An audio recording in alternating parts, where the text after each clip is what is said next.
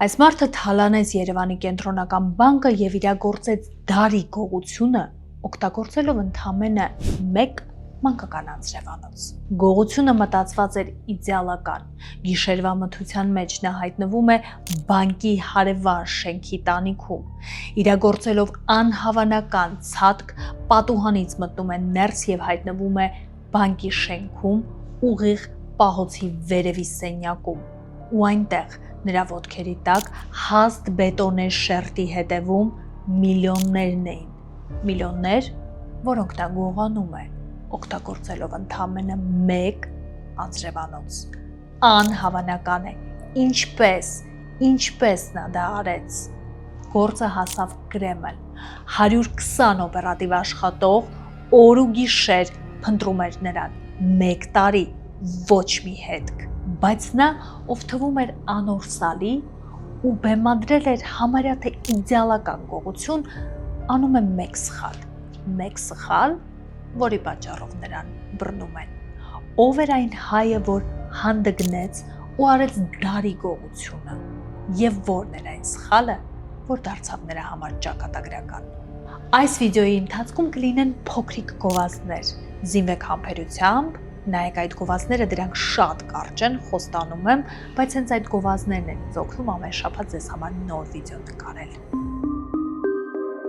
Եթե ուզում եք տուն բնակարան գնել Հայաստանում, շատ հարմար տարբերակ եմ ձեզ համար բերել։ Ուրեմն հետևում եք հիմա Domar Realty Instagram-ի էջին, որովհետև նրանք իրենց էջում հավաքել են Հայաստանում վաճառքի բոլոր լավ բնակարանները, տները, բնակելի ամենալավ համալիրներում։ Կան եւ էժան տարբերակներ, եւ ավելի ճոխ տարբերակներ, եւ Domar Realty-ն այս բնակավարում 1000 տարվա փորձ ունի ու եթե որոշեք մի օր տուն գնել Հայաստանում, ապա կարող եք նրանց օգնությամբ դա անել։ Կապ չունի դուք ապրում եք Հայաստանում, Ամերիկայում, թե Ռուսաստանում։ Քայլ առաջին հետևում եք նրանց Instagram-ի էջին, որպեսզի տեսնեք հարմար բոլոր տարբերակները։ Քայլ երկրորդ, երբ որ տեսնում եք որևէ բնակարան, որը ձեզ ժպտում է, կարող եք գնալ նրանց մոտ կոնսուլտացիայի, ընդ որում կարող եք Հայաստանում գնալ հայաստանյան գրասենյակ, իսկ Լոս Անջելեսում Լոս Անջելեսյան գրասենյակ, եւ քայլ երրորդ, եթե որոշում եք արդեն գնել տունը կամ բնակարանը, ապա կարող եք դա անել նրանց հետ ու նրանք քայլ առ քայլ ձեզ կօգնեն ամեն ինչ ճիշտ կազմակերպել։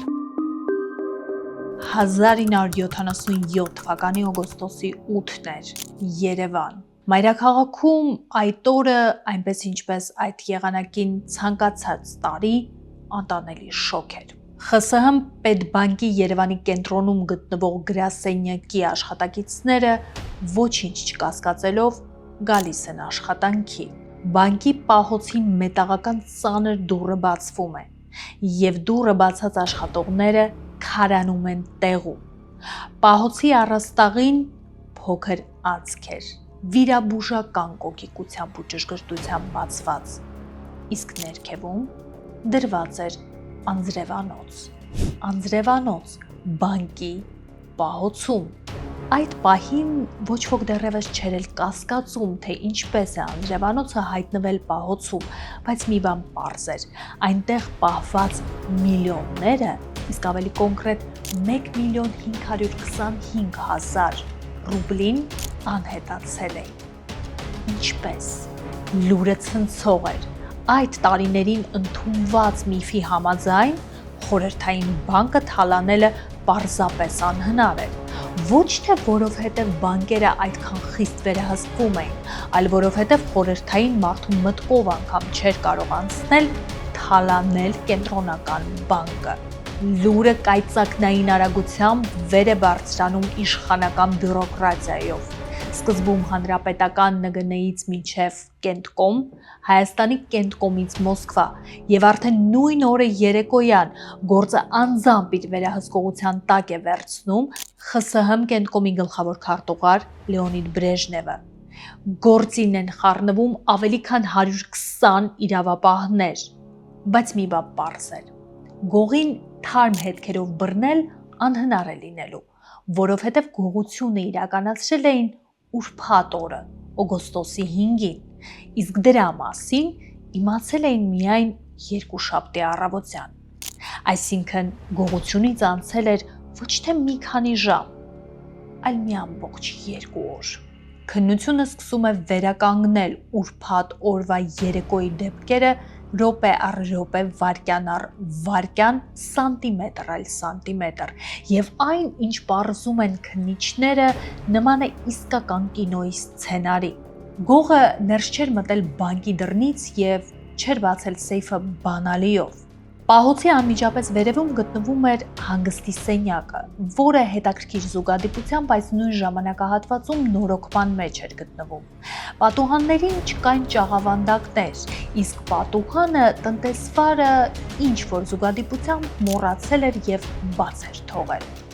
Գողը գիշերվա մթության մեջ բարձրանում է բանկի շենքի հանդիպակաց կողմում գտնվող շենքի տանիք, որտեղից անհավանական ու շատ ռիսկային կյանքի համար վտանգավոր ցատկ է իրականացնում եւ կարողանում է հաջողացնում է պատուհանից ներս մտնել ու հայտնվել բանկի շենքում, ուղիղ այն հանգստի սենյակում, որի ներքևում գտնվում էր պահոցը եւ միլիոնավոր ռուբլիներ։ Հենց այդ ժամանակ սկսվում է իսկական կինոն։ Գողը բետոնե հատակի մեջ սկսում է բացել անցք, այնքան փոքր,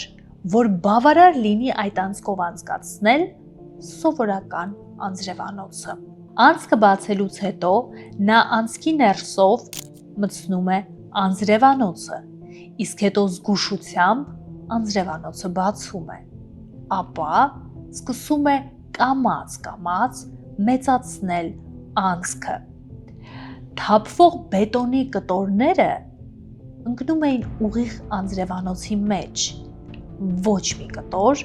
գետնին չէր հայտնվում, ինչի շնորհիվ էլ ոչ մի աղմուկ, որը կխանգարեր գողին իրականացնել դարի թալանը։ Հենց այս վիրահատական ճշգրտությամբ բացված անցքից էլ գողը կարողանում է ներխուժել ուղիղ պահոցը եւ կարողանում է իր հետ տանել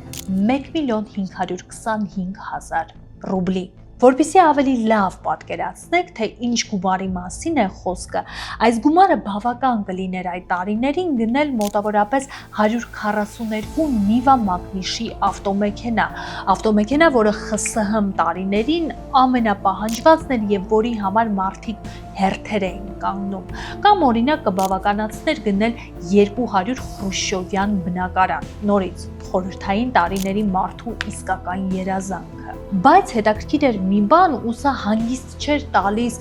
ոչ Բրեժնևին ու ոչ էլ իրավապահներին,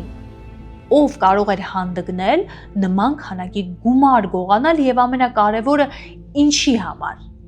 Եթե ձեզ մոտ այդ հարցը ծիծաղ առաջացրեց, ապա վստահաբար դուք խորհրդային տարիներին չեք ապրել, որովհետև ինչի համար մարդու պետք լինի գումարը։ Բանն այն է, որ մենք խոսում ենք խորհրդային տարիների մասին,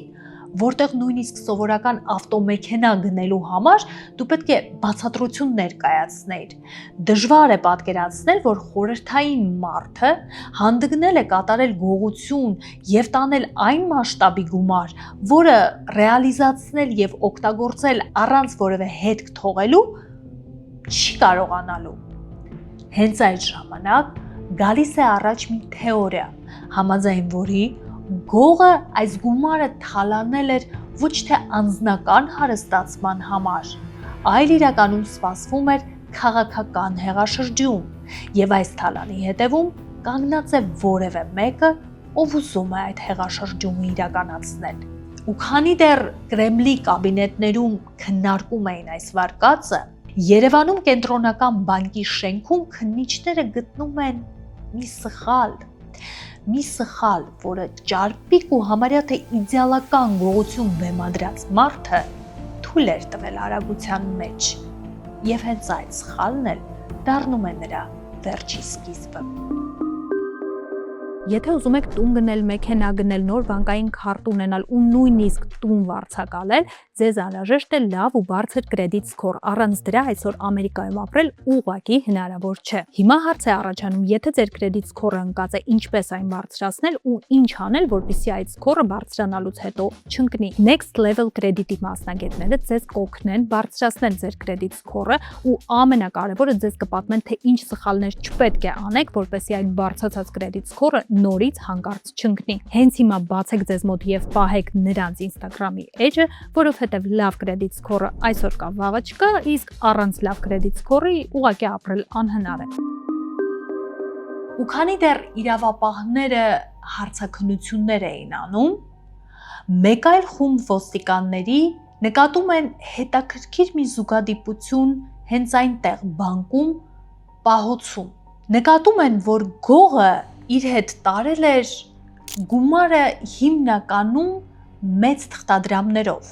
հարյուրանոցներով, որպեսզի մոտավորապես պատկերացնեք, այն գումարը, որը նա տարել էր, կտեղավորվեր երկու ծանր 7 կիլոգրամանոց պայուսակների մեջ, հետևաբար ենթադրաբար գողը բավականին լավ ֆիզիկական կառուցվածք էր ունեցել։ Բայց ահա նա բավական խելամիտ էր գտնվել, եւ որպեսզի գումարը լիներ մեծ, բայց միևնույն ժամանակ գողոնը չլիներ ծանր, նա որոշել էր գումարը վերցնել ավելի խոշոր թղթադրամներով, հարյուրանոցներով։ Եվ հենց այդ ժամանակ էլ նա թույլ է տալիս ամենամեծ սխալը, որովհետև իրականում գողը պատկերացում անգամ չուներ, որ պահոցում պահված հարյուրանոցները եղել են նոր սերիայի թղթադրամներ, որոնք դեռևս բանկից չեն հասցրել դուրս գալ և տարածվել մարդկանց մեջ։ Հետևաբար, նա իր հետ բանկից տարել էր ամենատաք հետքը, որով նրան կարող էին բռնել։ Բրեժնևը միանգամից տալիս է հրաման բոլոր նոր սերիայի թղթադրամները ոչ հստակ ժամկետով պահել բանկում և չհանել կիրառության։ Իսկ այ բոլոր ռեստորաններին, հյուրանոցներին, բոլոր հնարավոր տեղերում, որտեղ հնարավոր էր այդ թղթադրամները կիրառել, տրվում է հստակ հրաման նոր սերիայի հարյուրանոց թղթադրամներ ստանալու դեպքում անմիջապես հայտնել իրավապահներին։ Ամիսներ շարունակ ոչ մի նորություն և ոչ մի լուր, որովհետև գողը հետո արդեն երևի թե հասկացել էր, թե ինչ է արել, և բնականաբար շատ զգուշավոր էր, որևէ հետք չէր թողնում։ Բայց ահա, ամեն ինչ փոխվում է ձմռանը, երբ թվում է, թե արդեն ամեն ինչ սառել է ու գողին բռնել լինելու է անհավանական։ Հենց այդ ժամանակ տեղի է ունենում գլխավոր իրադարձությունը։ Գալիս է 1978 թվականի ձմեռը։ Մոսկվա, խնայ բանկ։ Մի տղամարդ մոտենում է բանկի աշխատակցուհուն ու խնդրում է իրեն վաճառել 6000 ռուբլու պարտատոմս։ Երիտասարդ աշխատակցուհին հասկանում է, որ ձեռքի տակ ունի ընդամենը 3000 ռուբլու պարտատոմս ու խնդրում է տղամարդուն սպասել իրեն, որպեսզի ինքը գնա և բերի մնացած չբավականացնող հատվածը։ Երբ երիտասարդ աշխատակցուհին վերադառնում է, հասկանում է, որ տղամարդը ուղղակի անհետացել է։ Դա շատ տարօրինակ է նրան թվում և նա որոշում է գնալ տղամարդու հետևից ու հանկարծ նկատում է, որ տղամարդը արագության մեջ լքելով բանկի տարածքը գետնին է թողել թղթադրամները։ И получилась такая ситуация, значит, девушка, которая на кассе работала, она говорит: ой, у меня только здесь на 3000 этих облигаций. Подождите там несколько минут, я сейчас схожу, получу. Он подумал, что это ловушка, что она сейчас позвонит в милицию, и все, его заберут. И он сбежал. Սա չափազանց տարօրինակ է թվում բանկի աշխատակցին ու հենց այդ պատճառով էլ նա որոշում է իրավապահներին տեղյակ պահել։ Իրավապահները ժամանելով Մոսկվայի խնայ բանկ և խոսելով անվտանգության աշխատակիցների հետ իմանում են, որ կասկածելի տղամարդը բանկ էր եկել և բանկի տարածքը լքել է կանաչ Ժիգուլիով։ Կանաչ Ժիգուլին այդ տարիների Մոսկվայի համար հազվադեպություն չէր, այն տարածված ավտոմեքենա էր, բայց այնուամենայնիվ տաք հետքերով ոստիկանությունը կարողանում է դուրս գալ մի տղամարդու վրա, ում անունն էր Վլադիմիր Կուզնիցով եւ նա մասնագիտությամբ տաքսու վարորդ էր։ Միայն թե Վլադիմիր Կուզնիցովը այս պատմության գլխավոր հերոսը չէր։ Ինչ է պարզում հարցաքննությունը։ Վլադիմիր Կուզնիցովը 6000 ռուբլին ստացել էր իր քրոջ փեսացուից, որի անունն էր Նիկոլայ Կալաչյան։ Տղան հանդիպել էր իր քրոջը, նրանց սիրավեպը շատ արագ զարգացել էր եւ նրանք որոշել էին ամուսնանալ։ Ու հենց այդ ժամանակ Նիկոլայը պատմել էր, որ ունի խաղաքարտերով շահած մեծ գումար, եւ այդ տարիներին բնականաբար խաղաքարտերով շահած գումարը անօրինական էր համարվում, ու այդ գումարը հարսանեկան ու հետո ընտանեկան նպատակով օգտագործելու համար օրինականացնել էր պետք։ Եվ դրա լավագույն ելքը Նիկոլայը գտնում է պարտատոմսեր գնելու մեջ։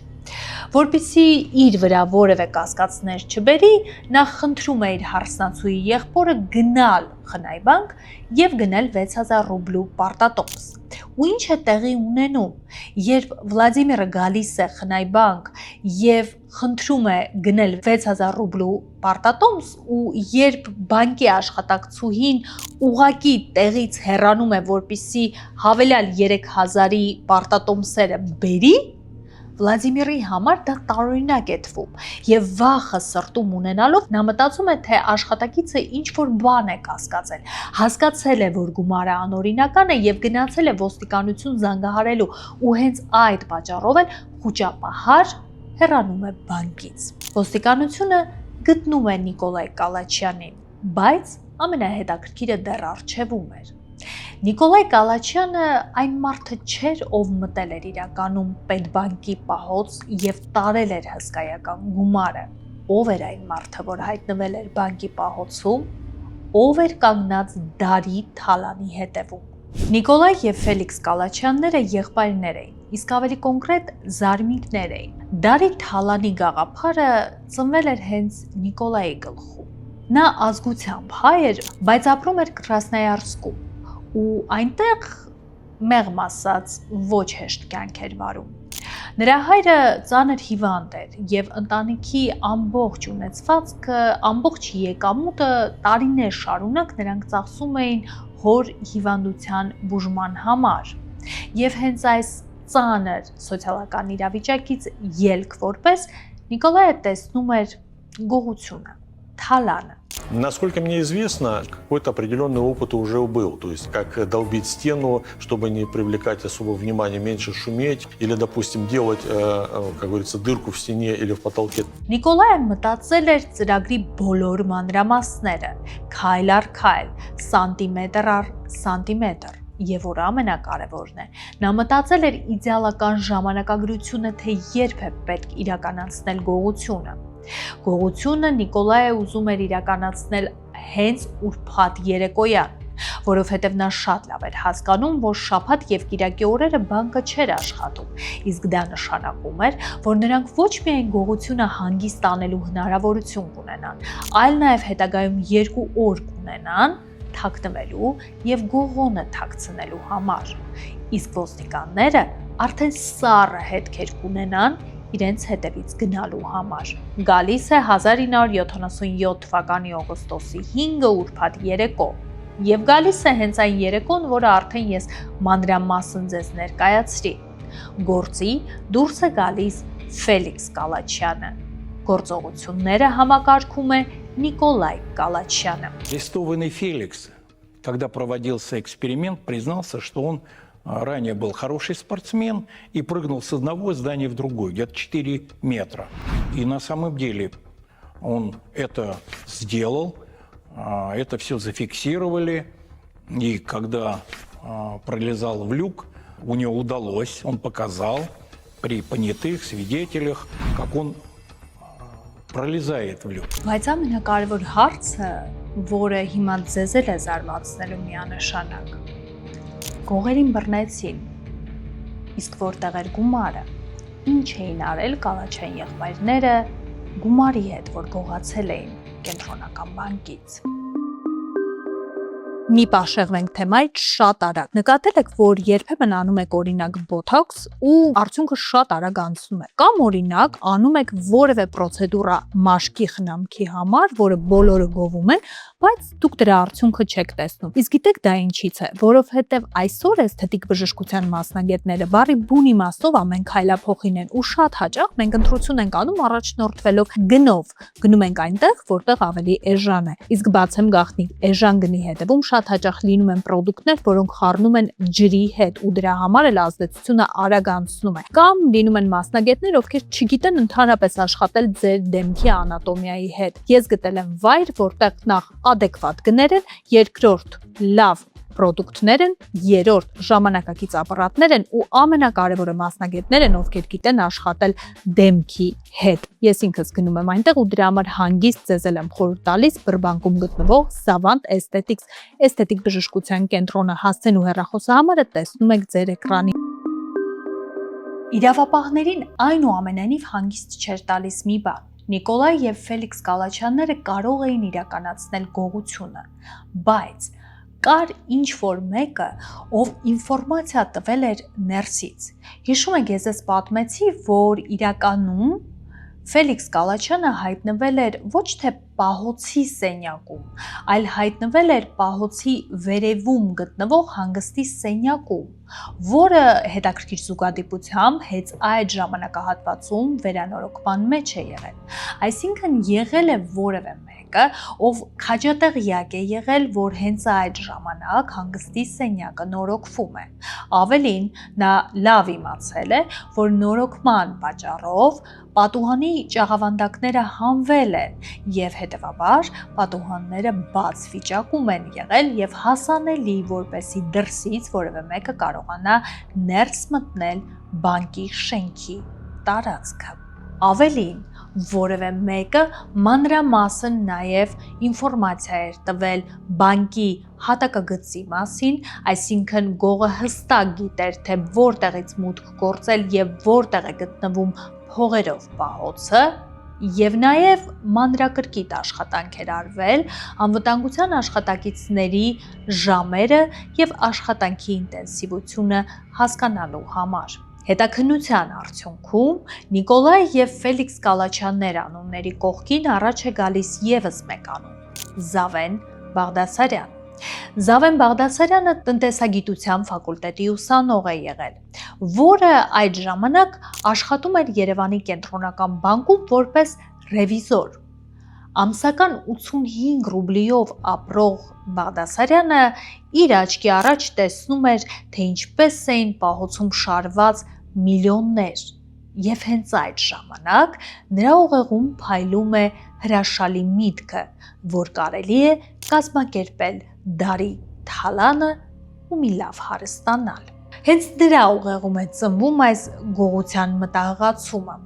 բայց հենց Նիկոլայն է լինում այն մարդը, ով օրեր շարունակ, շաբաթներ շարունակ կատարում է մանրակրկիտ նախապատրաստական աշխատանք։ Բաղդասարյանը տալիս է ինֆորմացիա այն մասին, թե որտեղ է գտնվում պահոցը, հանգստի սենյակի եւ ազատ պատուհանի մասին։ Նիկոլայը շաբաթներ շարունակ պտտվում էր բանկի տարածքով հասկանալու համար շարժը, անվտանգության աշխատակիցների ինտենսիվությունը եւ ամենակարևորը հասկանալու համար, թե որն է լինելու ամենահարմար օրը գողությունը իրականացնելու համար։ Բայց միևնույնն է, գլխավոր հարցը, որ մնում էր, դա այն էր, թե որտեղ էին փողերը, ուր էր անհետացել գումարը։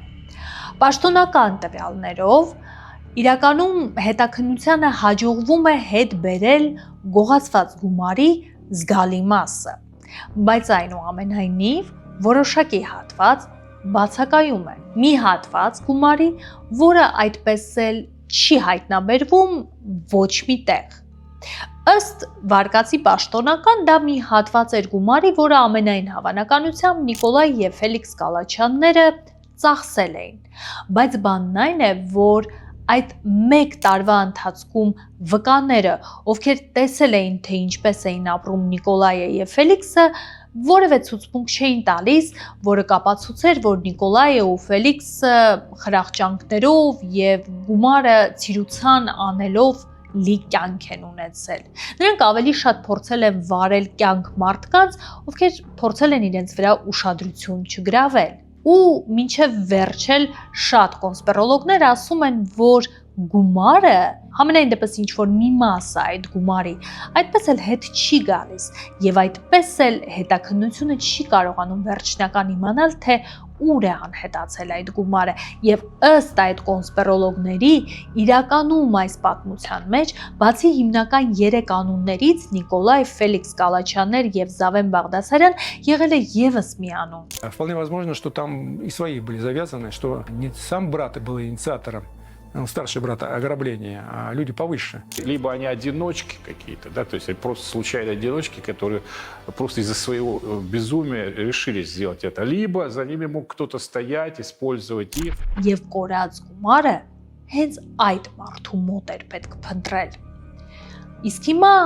ամենաշոկայինը Նիկոլայ եւ Ֆելիքս Կալաչյաններին դատապարտում են։ Բայց ինչ է լինում եղբայրների հետ։ Իսկապես, երևի թե ավելի ցնցող է, քան ամբողջ այս պատմությունը։ Այս ընկերությունը առաջարկում է շատ հարմար գներ Լոսից Հայաստան ծանրոց ու գումար ուղարկելու համար։ Ծանրոց ինքնաթիռով կարող եք ուղարկել այս գնով, նավով ուղարկելու դեպքում վճարում եք 1 ծանրոցի համար, երկրորդը ուղարկում եք անվճար, գումար ուղարկելու դեպքում վճարում եք այսքան միջնորդավճար։ Այնպես որ հաջորդ անգամ Լոսից Հայաստան որևէ բան ուղարկելիս կարող եք օգտվել եւ խնայել ձեր գումարը։ Երևան Փոստի միջոցով կարող եք ուղարկել նաեւ մեծ չափսերի ապրանք, կահույք, ընդհուպ միջև ավտոմեքենա եւ ավտոպահեստամասեր, իսկ ալարկոտների համար, ովքեր չեն ուզում ինքնուրույն իրենց ծանրոցը տանել հասցնել Երևան Փոստի գրասենյակ, կա մի ծառայություն, կոչվում է pick-up-ի ծառայություն։ Կարող եք զանգահարել, խնդրել, որպեսզի գան, վերցնեն ձեր ծանրոցը եւ տանեն ու ուղարկեն Հայաստան։ Երևան Փոստի հեռախոսահամարը եւ կոնտակտները հիմա տեսնում եք ձեր էկրանին։ Նիկոլայ եւ Ֆելիքս Կալաչյանների դատավարությունը անցնում է խիստ, այնպես ինչպես վայել էր ԽՍՀՄ պետական բանկի նկատմամբ իրականացված հանցագործությանը։ Նրանց դատապարտում են գերագույն պատժին, գնդակահարությանը, իսկ Զավեն Բաղդասարյանին, ով եղել էր ներսից, այսպես ասած, խորհրդատուն, դատապարտում են 11 տարվա ազատազրկման խիստ ռեժիմի վերահսկողության գաղութում։ Բայց հենց այս ժամանակ տեղի է ունենում եւս մի առեղծվածային դեպք։ Հանցագործությունը, որը անձամբ վերահսկում էր Լեոնիդ Բրեժնևը։ Հանցագործություն ԽՍՀՄ պետական ֆինանսական ամենահզոր համակարգի դեմ։ Դատավճիռ, որը դրական կարաճլույս էր ստացել ԽՍՀՄ Կենտկոմի գլխավոր քարտուղարի կողմից եւ հանկարծ ԽՍՀՄ գերագույն խորհրդին ներկայացվում է խնդրանք շնորհել ներում Կալաչյան եղբայրներին եւ փոխարենը նրանց դատապարտել ազատազրկման։ Եվ այս խնդրանքը գալիս է ոչ թե Կալաչյանների ծնողներից, բարեկամներից ու ընկերներից, դա գալիս է խորհրդային Հայաստանի ղեկավարության կողմից։ Իսկ հիմա ավելի առեղծվածային։ Իրականում ԽՍՀՄ գերագույն խորհուրդը ընդունում է ներման հայցը եւ համաձայնում է փոխարենը Կալաչյան եղբայրներին դատապարտել ազատազրկման, միայն թե ներման մասին պաշտոնական թուղթը Կրեմլից Երևան հասնում է ուշացումով, ընդամենը 1 օր ուշացումով, եւ այդ 1 օրվա ընթացքում դատավճիռը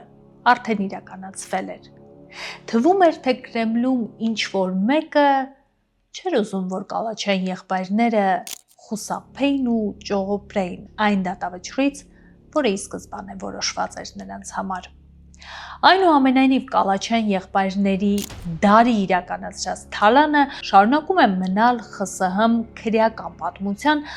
ամենատպավորիչ եւ ամենաաղմկոտ դեպքերից մեկը եւ միևնույն ժամանակ շարունակում է աշխարհի մակարդակով մնալ դարի ամենաաղմկոտ թալաններից մեկը։ Գրեք կոմենտներում արդյոք լսել եք այս պատմության մասին եւ գրեք կոմենտներում ինչ մանրամասներ դուք գիտեք այս իրադարձության մասին, որը գուցե ես բաց եմ թողել։ Գուցե ինչ որտեղ տեսել եք, ինչ որտեղ լսել եք, գուցե ձեր տատիկներն են պատմել այս դեպքի մասին մանրամասներ, որոնց մասին ես չգիտեի եւ չպատմեցի այս վիդեոյի ընթացքում։ Եվ իհարկե գրեք կոմենտներում դուք ինչ եք մտածում։ Դուք հավատում եք, որ այս ամբողջ թալանի հետևում կանգնած էին միայն կալաչյան եղբայրները, թե կանգնած էր եւս մեկը, ում անունը այդպես էլ մնաց ստվերում։ Խնդրում եմ անպայման լայքեք այս վիդեոն եւ բաժանորդագրվեք, որովհետեւ ձեզնից շատերը նայում են վիդեոները, բայց դեռևս բաժանորդագրված չեն ալիքին, իսկ ինձ համար ձեր բաժանորդագրությունը շատ կարևոր է։ Դրա համար խնդրում եմ ստուգեք արդյոք subscribe եղած եք թե ոչ, որպեսզի մենք շատ արագ հասնենք 200,000 բաժանորդի։ Մինչև նոր վիդեո ու կոմենտներում չմոռանաք հետաքրքիր թարմ